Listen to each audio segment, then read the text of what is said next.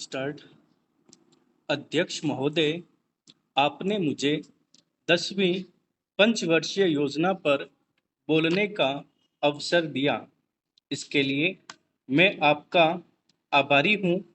आपने मुझे कम समय दिया, इसके लिए भी आभारी हूँ। अभी मेरे से पूर्व कुछ सदस्यों ने हम पर यह आरोप भी लगाया कि हम योजना में विश्वास नहीं रखते। उन्होंने तो यह भी कहा कि हमारे चुनाव घोषणा पत्र में भी उनको इस बारे में कुछ नज़र नहीं आया। मैं इस बारे में यह निवेदन करना चाहता हूँ कि उन्होंने कोई दूसरा घोषणा पत्र देखा, गलत घोषणा पत्र पढ़ा और उसी को हमारा घोषणा पत्र समझ बैठे। लेकिन मैं यह कहना चाहता हूँ कि हमारा घोषणा पत्र इस समय मेरे पास है। इस घोषणा पत्र में हमारी घोषणा में योजना के बारे में स्पष्ट रूप से कहा गया है कि हम योजना पर विश्वास रखते हैं, लेकिन ऐसी योजना पर विश्वास नहीं रखते जो जनता के दुखों को दूर नहीं कर सकती, जो जनता के कष्ट दूर नहीं कर सकती।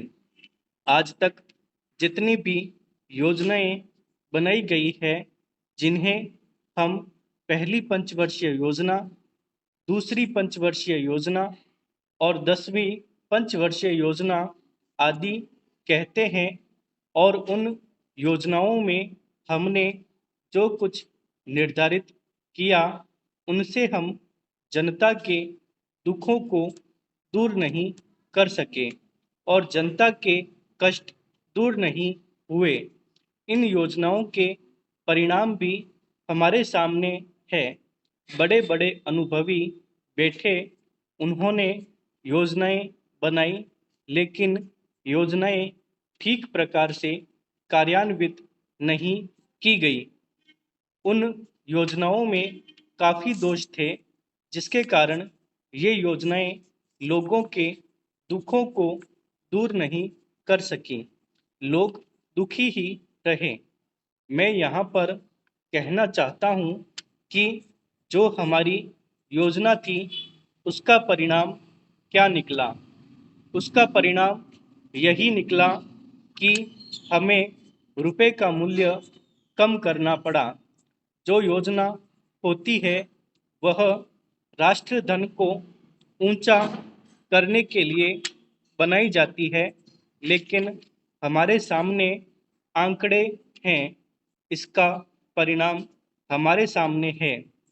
हमने अब तक 9 पंचवर्षीय योजनाएं कार्यान्वित की है, लेकिन हमारी प्रति व्यक्ति आय में कोई जीवन स्तर में अपेक्षित वृद्धि नहीं हुई है। यह दुख की बात है।